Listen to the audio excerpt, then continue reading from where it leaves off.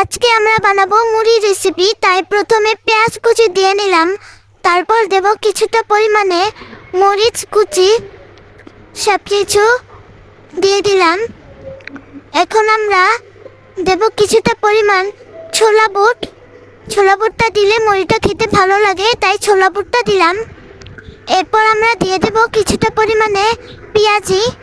এখানে 2 ধরনের পেঁয়াজি আছে, এই পেঁয়াজিগুলো দিয়ে দেব। তারপর ভেঙে নেব পেঁয়াজিগুলো ছোট ছোট করে, তাহলে মুড়ি মাখলে খেতেও খুব ভালো হয়। এই তো আমরা ছোট ছোট করে পেঁয়াজিগুলো ছিঁড়ে নিলাম। এরপর আমরা দেব জিলাপি। যারা জিলাপি দিয়ে মুড়ি খেতে পছন্দ করেন তারা জিলাপি দেবেন, আর যারা পছন্দ করেন না তারা স্কিপ করতে পারেন। প্রথমে জিলাপিটা ভেঙে নেব। পুরো টুকরোটা ভেঙে নেওয়ার পর সবগুলো একসাথে মিশিয়ে নেব। দেখুন, এই মুড়িটা কিন্তু খেতে খুবই মজার হয়েছিল। আপনারা বাড়িতে এভাবে ট্রাই করবেন, যা যা আছে সব কিছু দিয়ে ট্রাই করতে পারেন।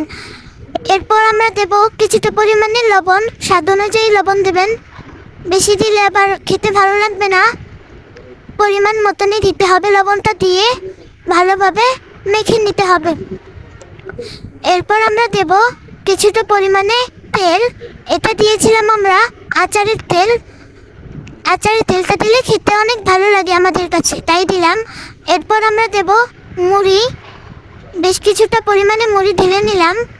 এরপর আমরা ভালোভাবে সব কিছু মেখে নেব। এই তো আমরা মেখে নিচ্ছি।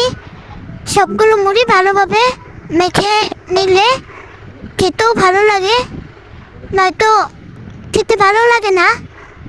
সব কিছু উপকরণ যা ছিল সব কিছু মেখে নিলাম।